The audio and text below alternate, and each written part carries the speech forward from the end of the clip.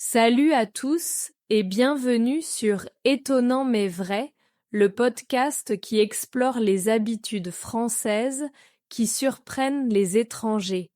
Prêts à découvrir des anecdotes amusantes? Abonnez-vous et n'oubliez pas d'activer la cloche pour ne rien rater de nos épisodes fascinants. Les habitudes sociales varient beaucoup d'un pays à l'autre. Par exemple, en France, se faire la bise pour dire bonjour est courant. Mais dans d'autres cultures, on préfère une poignée de main ou un simple salut verbal. Oui, et ces différences peuvent parfois causer des malentendus. Par exemple, en Asie, il est souvent mal vu de toucher les gens, même pour une simple salutation. Cela peut surprendre les Européens qui sont plus tactiles. Absolument, et cela se voit aussi dans les repas. En France, partager un repas est un moment convivial et social, mais dans certains pays, manger en silence est plus respectueux et montre de la concentration sur le repas. C'est vrai. Et même le choix des sujets de conversation peut varier. En France, on aime parler de politique, de culture. Mais ailleurs, comme aux États-Unis, on pourrait éviter ces sujets au profit de discussions plus légères. Oui, et parlons des habitudes culturelles. Par exemple, en Espagne, la sieste fait partie de la culture. Elle peut sembler étrange pour ceux qui ne la pratiquent pas, mais elle est perçue comme un moment de repos indispensable. Tout à fait. Et les heures de repas peuvent aussi varier. En France, on déjeune vers midi, mais en Espagne, le déjeuner est souvent pris vers 14 heures. Ces différences peuvent surprendre les voyageurs. En effet, et cela montre à quel point il est important d'être ouvert et adaptable quand on découvre une nouvelle culture. Cela peut enrichir nos propres habitudes et élargir notre vision du monde. Oui, et même au sein d'un même pays, il peut y avoir des variations régionales. En Italie, les traditions culinaires changent du nord au sud, et cela reflète la diversité culturelle du pays. C'est fascinant de voir comment l'histoire et la géographie influencent les pratiques culturelles. Par exemple, la tradition du thé en Angleterre est ancrée dans l'histoire coloniale du pays. Absolument. Et comprendre ses habitudes sociales et culturelles aide à mieux vivre ensemble, surtout dans un monde de plus en plus globalisé. Cela enrichit nos interactions et notre compréhension mutuelle. La politesse est un aspect essentiel de la communication. En France, le vouvoiement est souvent utilisé pour montrer du respect, surtout avec des personnes qu'on ne connaît pas bien ou dans un contexte professionnel. Oui, et cela peut rendre l'apprentissage du français un peu plus complexe pour les étrangers, car il faut savoir quand tutoyer ou vouvoyer. Chaque situation a ses propres codes. Exactement. Et la distance physique joue aussi un rôle. Dans certains pays, garder une certaine distance lors d'une conversation est une marque de respect, tandis que dans d'autres, se rapprocher est un signe de confiance. En effet, au Japon, par exemple, on garde souvent une distance plus grande lors d'une conversation pour respecter l'espace personnel. Cela peut être surprenant pour ceux qui viennent de cultures plus tactiles. Oui, et la manière de s'exprimer varie également. Les Français ont tendance à être directs, ce qui peut être perçu comme impoli ailleurs. En revanche, dans d'autres pays, on préfère utiliser des phrases plus nuancées. C'est vrai, et cela se reflète aussi dans les gestes. Par exemple, faire un signe de la main pour dire au revoir peut être interprété différemment selon les cultures. Ce qui est amical dans un pays peut être perçu comme vulgaire dans un autre. Absolument. Et même le ton de la voix joue un rôle. En Italie, parler fort est courant et montre de l'enthousiasme, alors qu'en Scandinavie, un ton plus bas est souvent préféré pour montrer du calme et du respect. Oui, et cela s'applique aussi aux expressions faciales.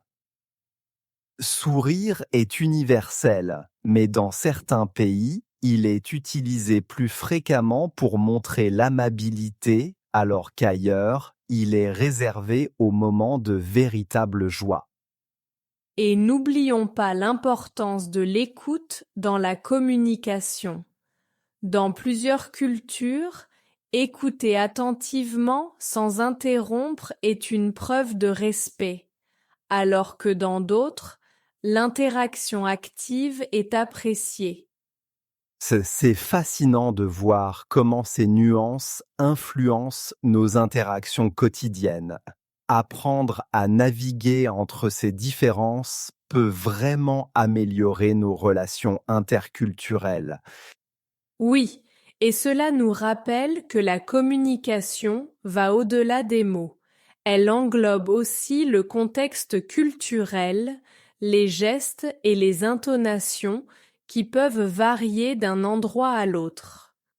Selon vous, quelle est la plus grande difficulté pour un étranger lorsqu'il apprend à naviguer entre le tutoiement et le vouvoiement en français? Quand on parle des différences culturelles, il est aussi intéressant de se pencher sur les pratiques culinaires.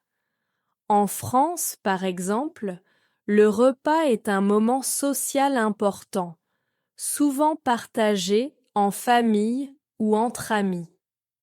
Oui, et chaque pays a sa propre manière de vivre ces moments. En Espagne, par exemple, le dîner se prend beaucoup plus tard qu'en France, souvent vers 21 heures ou même plus tard, et peut durer plusieurs heures. Exactement. Et cela contraste avec les pays nordiques où les repas sont souvent pris plus tôt et sont généralement plus rapides. Cela montre à quel point les habitudes alimentaires peuvent varier d'une culture à l'autre. Et que dire des règles à table? En Italie, il est impoli de demander du fromage sur certains plats, comme les fruits de mer, alors qu'en France, le fromage est un élément clé de presque chaque repas. Oui, et en Asie, l'usage des baguettes peut surprendre ceux qui ne sont pas habitués. Il y a aussi des règles spécifiques, comme ne pas planter ses baguettes verticalement dans un bol de riz, car cela rappelle les rites funéraires. C'est vrai, et même le fait de se servir du thé ou de l'alcool comporte ses propres règles. Au Japon, il est courant de servir les boissons des autres avant de remplir son propre verre, un signe de respect et d'attention envers ses compagnons. En parlant de boissons, en Angleterre, l'heure du thé est une tradition bien ancrée qui peut sembler formelle aux étrangers. C'est un moment de pause et de convivialité, souvent accompagné de scones et de petits gâteaux. Oui, et ce type de rituel se retrouve dans beaucoup de cultures. En Argentine, par exemple, le maté est partagé entre amis ou en famille, chacun buvant à tour de rôle à travers la même paille, ce qui peut surprendre les visiteurs. Ces différences montrent bien comment les habitudes alimentaires et les traditions autour de la table sont profondément enracinées dans chaque culture, reflétant l'histoire et les valeurs de chaque pays. Et c'est souvent à travers ces moments partagés, qu'ils soient formels ou informels, que l'on découvre vraiment l'âme d'un pays et que l'on tisse des liens plus forts avec ses habitants. C'est une belle manière de voir les choses. En fin de compte, ces différences enrichissent nos expériences de voyage et nous permettent de mieux comprendre et apprécier les diverses cultures du monde. Quelle tradition culinaire ou habitude alimentaire d'un autre pays vous surprend le plus? Et pourquoi? En France, la culture se reflète beaucoup dans les interactions quotidiennes.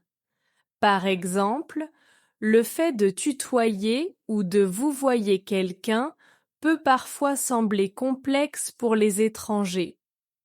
Oui, le tutoiement est souvent réservé aux amis proches ou aux personnes du même âge. En revanche, le vouvoiement est un signe de respect, surtout envers des inconnus ou des personnes plus âgées. C'est vrai, et cette distinction montre bien l'importance du respect et de la politesse dans la culture française. Cela peut demander un peu de temps pour s'y habituer, mais c'est essentiel pour bien s'intégrer. Une autre facette intéressante est l'importance accordée à la ponctualité. En France, il est souvent mal vu d'arriver en retard à un rendez-vous professionnel. Pour les occasions sociales, c'est un peu plus flexible. Exactement. Une légère arrivée tardive lors d'un dîner entre amis est souvent acceptée, mais il est toujours bon de prévenir. Cela montre votre respect pour l'hôte et les autres invités. Parlons aussi de l'art de la conversation. En France, les discussions autour de la politique, de la culture ou de l'actualité sont fréquentes et appréciées. Cela peut surprendre ceux qui viennent de cultures où ces sujets sont évités. Oui, et savoir écouter est aussi important que de savoir exprimer son opinion. Les Français apprécient les échanges d'idées, mais il est essentiel de montrer de l'intérêt pour la vie des autres. Cette curiosité intellectuelle se retrouve dans beaucoup d'aspects de la société française. Les cafés, par exemple, sont des lieux où l'on aime discuter et débattre pendant des heures. Les Français ont aussi un rapport particulier avec la critique. Elle peut sembler directe, mais elle est souvent perçue comme un moyen de s'améliorer et de progresser, plutôt qu'une attaque personnelle. Cela peut être déconcertant au début, mais comprendre ce contexte aide à accepter ces critiques de manière constructive et à mieux s'intégrer dans la société française. Enfin, la notion de savoir-vivre résume bien l'art de vivre à la française. Cela inclut le respect des autres, l'appréciation des plaisirs simples et la recherche d'un équilibre entre vie professionnelle et personnelle. En fin de compte, comprendre et accepter la culture française, c'est aussi embrasser cette philosophie de vie qui met l'accent sur la qualité des relations humaines et le bien-être personnel.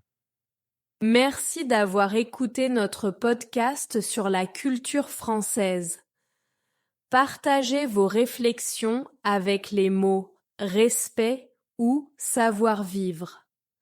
Vos commentaires sont précieux pour nous. N'oubliez pas de liker cet épisode et de vous abonner. Activez la cloche pour ne rien manquer de nos futurs épisodes. À bientôt pour de nouvelles découvertes culturelles. La convivialité. La convivialité est l'art de partager des moments agréables avec d'autres. En France, les repas en famille sont souvent des occasions de convivialité. Le tutoiement. Le tutoiement est une manière plus informelle de s'adresser à quelqu'un. En France, le tutoiement est utilisé entre amis ou personnes du même âge. La ponctualité. La ponctualité est l'habitude d'être à l'heure pour un rendez-vous. En France, la ponctualité est importante dans un contexte professionnel. Ou le savoir-vivre. Le savoir-vivre est l'ensemble des règles de courtoisie et de politesse. Le savoir-vivre est essentiel pour bien s'intégrer dans la société française. La curiosité intellectuelle. La curiosité intellectuelle est le désir de s'intéresser à différents sujets et d'apprendre. En France, la curiosité intellectuelle est valorisée dans les conversations.